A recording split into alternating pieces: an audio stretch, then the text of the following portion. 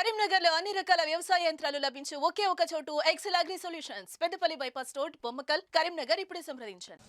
ఒకవైపు పారిశ్రామికను పెంచినాం, ఐటీని పెంచినాం. మేం చెప్తానే మీ డంబాచారం. ILO ఇంటర్నేషనల్ లేబర్ ఆర్గనైజేషన్ జెనీవాలో ఉంటుంది. వాళ్ళు మొన్న విడుదల చేశారు. 3 సంవత్సరాలు 2019 నుంచి 2021 వరకు తెలంగాణ రాష్ట్రం భారతదేశంలో బ్రహ్మాండమైన ప్రగతి సాధించింది. 17 లక్షల మందికి పరిశ్రమల్లో ఉద్యోగాలు కల్పించిందని చెప్పి ILO ప్రకటించింది. మన పేపర్లలో వచ్చింది. ఇంటర్నేషనల్ లేబర్ ఆర్గనైజేషన్ వాళ్ళు పైరవీలు చేస్తే ప్రకటించరు, దండం పెడితే ప్రకటించరు. నిజంగా జరిగితేనే ప్రకటిస్తారు. అటు పారిశ్రామికంగా అభివృద్ధి చేసినాం, ఐటీలో అభివృద్ధి చేసినాం, GSDP పెంచినాం, పర్ క్యాపిటా పెంచినాం, బడ్జెట్ పెంచినాం. అట్లనే రాష్ట్ర రైతాంగాన్ని కంటికి రెప్పలా కాపాడుకున్నాం. నేను బరువైన గుండెతో మాట్లాడుతున్నాను. ఎందుకంటున్నా అంటే 1 ఎకరం ఎండని తెలంగాణలో మీరు ఇలా 15-16 లక్షల ఎకరాలు ఎండబెట్టినారు.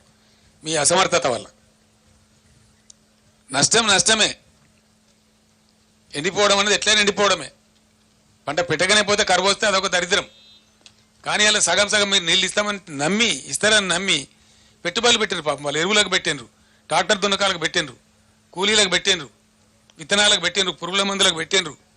ఆ పెట్టిన పెట్టుబడంతా గట్టున పోయిందని చెప్పి లాస్ట్ విలేజ్ ఏందండి అది ఎల్కారం అనే విలేజ్లో ఒక మహిళ నా మీద పడి ఏడిచింది. ముసలామ పాపం. నీళ్ళు ఇస్తామన్నారు సార్, పెట్టుకున్నాము, 2-3 తళ్ళకి ఇచ్చిండ్రు, నాట్లు వేసుకోమన్నారు, మేము నమ్మి పెట్టుకున్నాం గవర్నమెంట్ కదా అని. మధ్యలో బంద్ చేసి మా పంటలు పోయినాయని చెప్పి ఆ చేయి పెట్టి చూపెడతా ఉంది. ఇటంతా 1500 ఎకరాలు ఎండిపోయిస్తారని చూపెడతా ఉంది.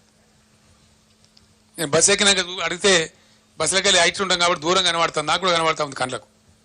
ఎందుకు ఎండగొట్టాలి నాకు అర్థం కాదు. మొన్న ఇంకా తమాష ఏంటంటే ఇలా తెలివి తక్కువతనాన్ని కప్పిపుచ్చుకునే పరిస్థితి. మొన్నటిదాకా నీళ్ళు సార్ పేపర్లో మీరు ఉత్తరం రాగానే మొన్న తెలంగాణ దొంగలు ఇడిచినట్టు తెలంగాణ ఇడిచిన కాలువ అని చెప్తుండ్రు. మొన్న ఇడిచినట్టు ఎందుకు నాకు అర్థం కదా. 15 రోజుల కింద ఇడిచి అయిపోవు కదా. చాలా పంటలు బతుకుతున్నాయి కదా. లాస్ట్ 2 తల్లులేక కూడా ఎండిపోయిన పంటలున్నాయి కదా. ఇదేం వ్యవహారం నాకు అర్థం కాదు. నిజంగా హృదయంతో మనసుతోని ఒకనాడు ఉద్యమం చేసేటప్పుడు ఇదే సూర్యాపేట తుంగతుర్తి ఏరియాలలో కాలువలలో తిరుక్కుంటూ నేనే చెప్పిన ఇది సమైక్య రాష్ట్రం ఉంటే మన మునిమన్మలు కూడా ఈ కాలువలలో నీళ్ళు రావని, తెలంగాణ వస్తేనే వస్తాయని చెప్పిన నేనే.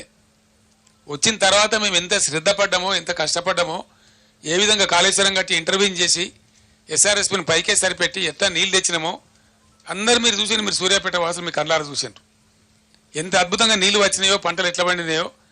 చాలా చోట్ల మాకు జాలుగారుతున్నాయి సార్ పొలాలని మాట్లాడిన మాటలు కూడా మీరు కళ్ళతో చూసినారు.